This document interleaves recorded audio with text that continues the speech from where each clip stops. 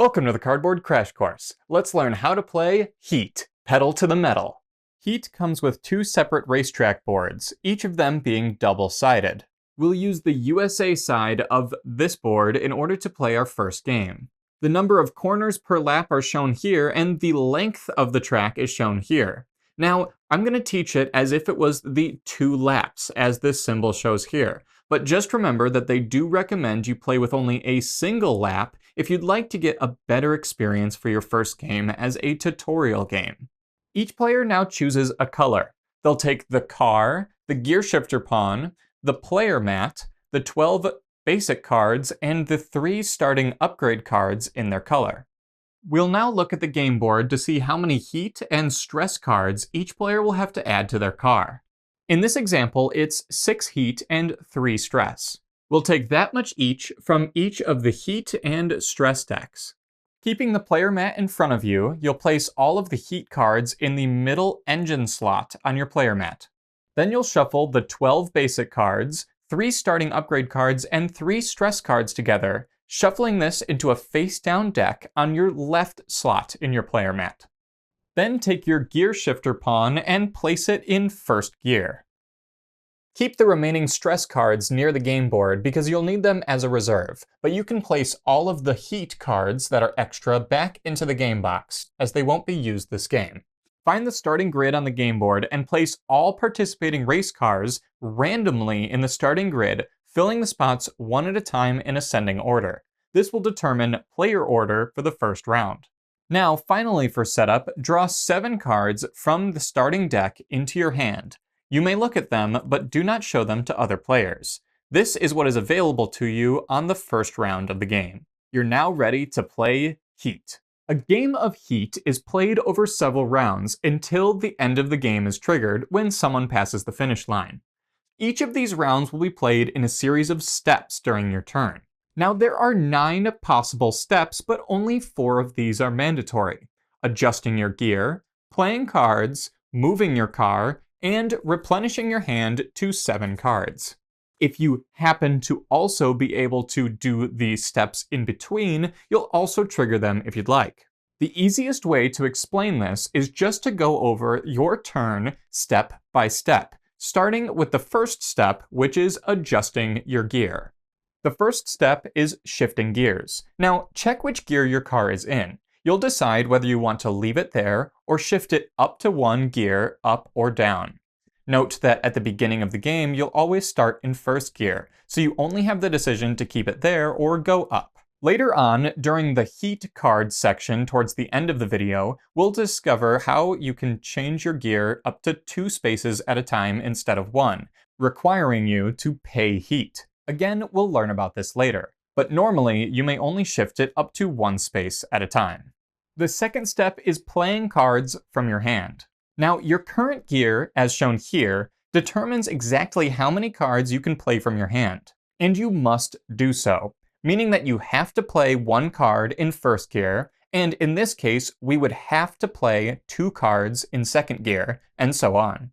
You can play any cards from your hand except for heat cards, and again, we'll learn about that later. We'll take these cards that we determine from our hand and place them face down for all players to see how many cards we've played. They'll remain face down until all players have played their cards.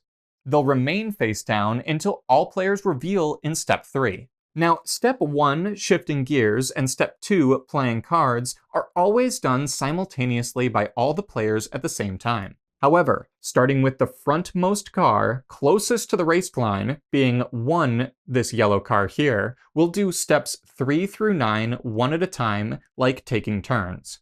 As soon as 1 car has finished their step 9, they'll move on to the next car and they'll do 3 through 9 there. So again, do 1 and 2 together and then take turns doing 3 through 9. Let's talk about step 3. We'll reveal all of the cards that we have in our play area and add all of their values together to determine our speed. So in this case, I played a basic card as well as a starting upgrade card, but both of them have a speed value and they're all added together nonetheless. 1 card has 0 and 1 card has 4, meaning I'd have a total speed of 4 here. To move our car, we'll take it from the starting position and place it that many spaces forward on the racetrack. we'll always place it in the slot that's open closest to the race line, which is the inside of the track. If instead that spot was filled already, we'll place it on the outside of the track. Cars closest to the race line are considered further ahead and take their turns before cars on the outside of the track. Now, cars never prevent you from passing through them, so we could move up to this spot here if these two cars happen to be one spot behind. However, if the two cars that are blocking the way are in the spot we're trying to reach, then unfortunately we have to place it in the closest spot behind those cars. So this would move one space less, as shown here. Because this is the first turn and we have an open space though, we can play this out as normal. Now, if instead of two cards with speed, we had flipped at least one stress card over, we would have to randomly determine the speed of that stress card. That's this symbol here. All players will start with 3 stress cards shuffled into their deck, and they determine a random amount of speed because of a lapse of concentration of your driver. In order to do this, we'll determine each stress card's speed by flipping the top card of our deck into our discard pile until we find a basic speed card, being shown with this symbol here. We'll add that amount of speed to our hand as if it was this stress card. In this case, if we had played it out this way, our final speed total would be 7. Now, step 4 is adrenaline, and it only applies if you're the last car to move this round, being this blue car here in the number 4 spot. If instead you're playing with 5 players or more, it's the last 2 cars to move. Adrenaline, as reminded here, is not really a step of its own, although it's considered step 4 on our player mat. Instead, it allows you to apply 1 extra boost or 1 extra cooldown to the next step, which is the react step. This essentially just allows the last player to get a little bit of a catch-up. They may choose one of these two, either 1 boost or 1 cooldown, to add to their reaction. But it's impossible to understand adrenaline without understanding the reaction step next. Number 5 is the react step. In this step, you activate any symbols you have access to in any order you want. Now, we're simply playing with the core game with no expansions or modules at the moment, so the only access we have to symbols is the boost or cooldown symbol. These come from your current gear. The cooldown in Gear 1 is 3, and the cooldown in Gear 2 is 1. We also have the opportunity to boost in any gear. If you're using the boost symbol, you're required to pay a heat. I think it's a good time to learn how to pay heat for different things now. To pay heat, you'll place one of the heat cards from your engine into your discard pile. This causes heat to come up as a problem later on. If you're boosting, you gain this plus symbol, which, if you remember from the stress cards, will create a random amount of speed that is added to your car. To do this, just like before, you'll flip over cards until you receive a basic speed card and place it into your discard pile, adding that speed to your car and moving your car that many spaces additionally along the track. Now, cooldown, as we showed here on the gear symbol, is a way to get rid of heat from your hand. You may take a number of heat from your hand equal to the cooldown symbol and place that back into your engine. Whether the heat is generic heat, as we placed 6 of into our engine at the beginning of the game, or the heat that has your color that began in your starting deck, it's placed into the engine slot here. This essentially makes it so it's not a problem until you use that heat to place into your discard pile when paying it later. Heat is an important tool, but you cannot use too much or else you'll regret it. Cooling down, especially because of shifting gears down, is a great way to manage your heat. If you ever forget, this symbol down here shows you how to get rid of it, this being the cooldown symbol. Remember, because I've seen this trip people up, heat is never taken out of your discard pile or out of your deck. Instead, you have to wait until it's back into your hand in order to cool down your engine. Step 6 is slipstream, and only applies if you're either next to or behind another car or both. If you would like to slipstream, it is optional, and if you choose to, you just simply move your car 2 spaces forward. If that slipstream space happened to be occupied, you would move it into the first open space instead. Step 7 is checking a corner. Now, you only do this step if you've passed through one of these corners that show a speed limit of that corner during this game round. Check the sum of all of the speed you've produced for the turn, including the cards you've played from your hand, including any stress cards, as well as any boosting you did or applying an adrenaline bonus. Adding all of that speed together will check that with the speed limit of that corner. This corner having a speed limit of 7. If your speed was less than or equal to that speed limit, then nothing happens and you're perfectly fine. However, if it was higher than that number, then you'll take heat from your engine and place it into your discard pile equal to the difference. Paying heat in this way can be absolutely devastating, so please watch your speed around corners. If in rare occurrences you happen to pass multiple corners during the same game round, then you'll have to check for them separately. If you go to pay for heat because of exceeding a corner speed limit, but you do not have enough heat to pay, then the catastrophic event of spinning out occurs. To spin out, place your car back as many spaces as it takes to move the space before the corner began. Then take an extra stress card from the deck and place it into your hand if you're in first or second gear. But if you're in third or fourth gear, you'll instead take 2 stress cards and add them to your hand. In either case, to finish spinning out, move your gear pawn all the way down to first gear. Step 8 is discarding.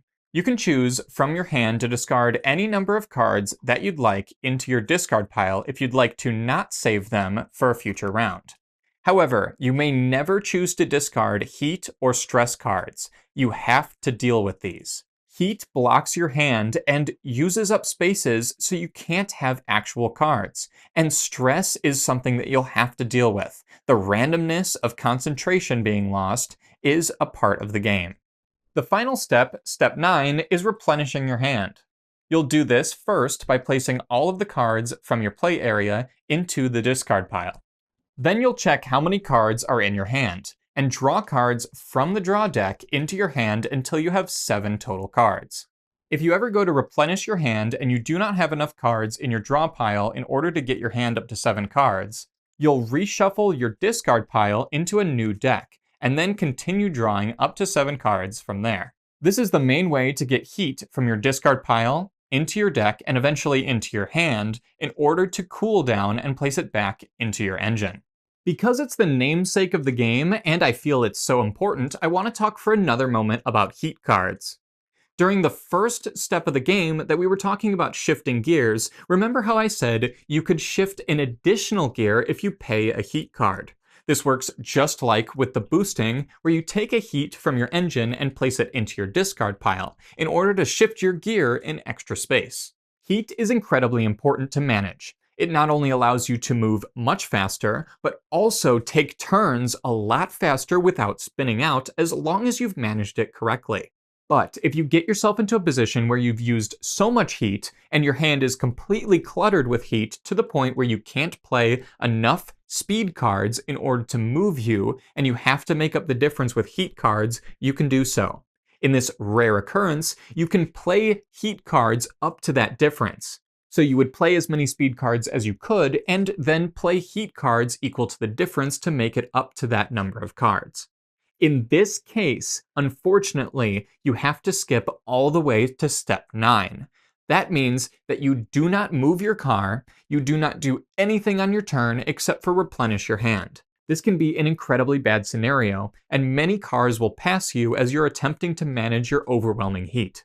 I just want you to keep in mind that managing just a little bit of a time and not overdoing it is the perfect way to do well in heat. Something I also want to touch on are the 3 starting upgrade cards. In the first few games, each player will start with the same 3 upgrade cards, which all share this same chevron design instead of the rough design of normal basic speed cards. Additionally, they're also missing this symbol, which means that they are not basic speed cards for things like the plus symbol, like on stress cards. So even though the 0 and 5 cards work exactly like normal speed cards, they are not grabbed with that symbol because they have to be a basic speed card. Additionally, the heat card works exactly the same as all the other heat cards that you start with. These are just for your first few games and are removed when playing the garage mode, and we'll talk about that in a minute. But I personally believe you should play quite a few games before moving into garage mode. You win the race and the game if you're the first player to cross the finish line. Now, if multiple players cross the finish line and the same round, then the player who's furthest ahead will win the race. This includes if two cars are next to each other, because remember, the player closest to the race line, being the center of the track, is further ahead. There are two things that do not have any effect during the turn that you pass the finish line. The first one is that you cannot slipstream to the finish line. That's the step in which you end up behind or next to a car. You cannot use that to pass the finish line. Additionally, you do not care about any speed limits of corners after the finish line. If you happen to pass a corner before the finish line, you'll still have to check for it. But any corners that you pass after you pass the finish line are just disregarded. At the end of each round, if any cars have passed the finish line, completely remove them from the game board and place them on the Hall of Fame, in the order that they cross the finish line. You'll continue playing rounds until the round ends where all players have passed the finish line. In the rounds where only a couple of cars remain, remember that adrenaline still applies to all of the cars that started the game, not just the cars that are still in the game. Once all players' cars have been placed in the Hall of Fame, this is the order in which the players have won the game. The player in the topmost slot being the winner if you're only playing a single round. Congratulations! Now that you've finished a game of Heat, you know exactly how to play the base game. However, there's a few modules that are included with this box that aren't included when you're playing your first few basic games. Because I'm teaching the basics, I'll mostly leave them for you to discover, but let's go over them quickly. In the Garage module, you'll remove those 3 starting upgrade cards from your deck, and instead, throughout the game, you'll continuously upgrade your car more and more, different parts of your cars, including fins, tires, engine, and all sorts of nitro boosts and fun stuff during the game. In the Legends module, you can add NPC drivers, either to create a solo mode for yourself, or to create more drivers to play against if you're playing in low player counts.